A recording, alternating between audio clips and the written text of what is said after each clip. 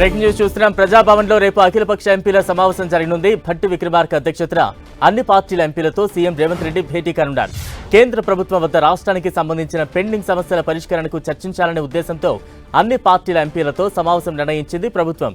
కేంద్ర మంత్రి కిషన్ రెడ్డి, బండి సంజయ్లకు భట్టి విక్రమార్క కాల్ చేసి అఖిలపక్ష సమావేశానికి రావాలని ఆహ్వానించారు.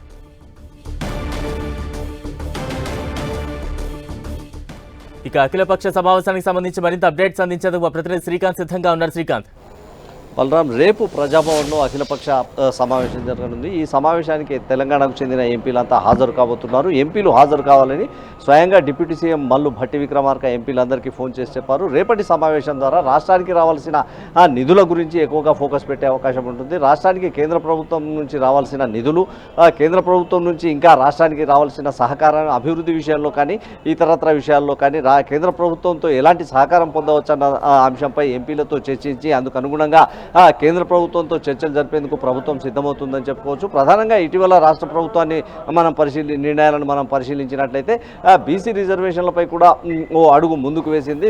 కేబినెట్ తీర్మానం కూడా చేసింది. 42% బీసీలకు రిజర్వేషన్లు అమలు చేయాలని. చట్టసభలతో పాటు విద్యా రంగాల్లో కూడా ఇందుకు సంబంధించిన రిజర్వేషన్ అమలు కావాలంటే కేంద్రం పాత్ర కీలకం. ఈ విషయంలో కేంద్ర ప్రభుత్వం కూడా సానుకూలంగా స్పందించేలా బీజేపీకి చెందిన కేంద్ర మంత్రులు కానీ ఎంపీలు కానీ కేంద్ర ప్రభుత్వంపై ఒత్తిడి పెంచితే సాధ్యమవుతుందన్న అభిప్రాయంతో రాష్ట్ర ప్రభుత్వం ఉంది. ఇది కూడా ఒక కారణమని చెప్పుకోవచ్చు.